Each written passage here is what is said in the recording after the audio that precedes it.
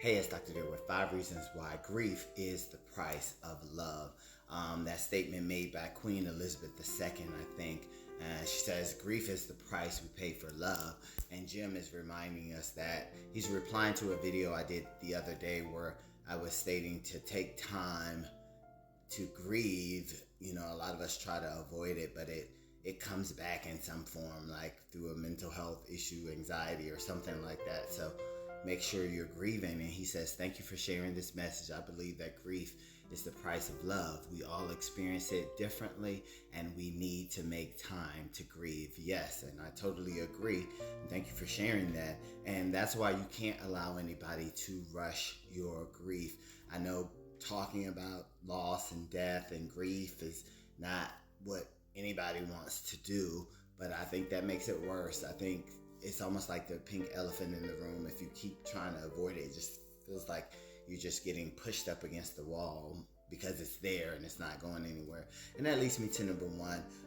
The definition of love is just an intense feeling of deep affection.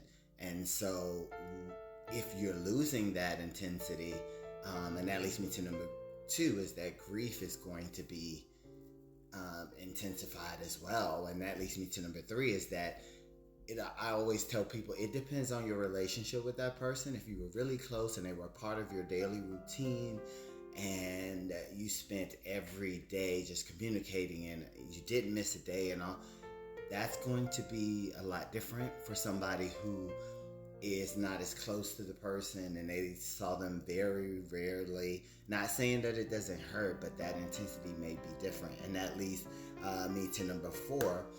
That's why some people, you know, they're in hysterics sometimes when they lose someone.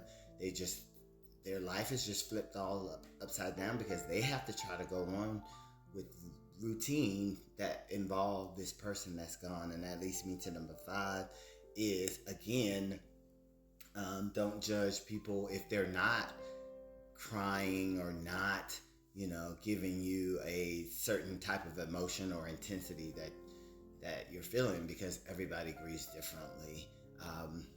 So just praying for everybody who has lost anybody. Please take time to grieve.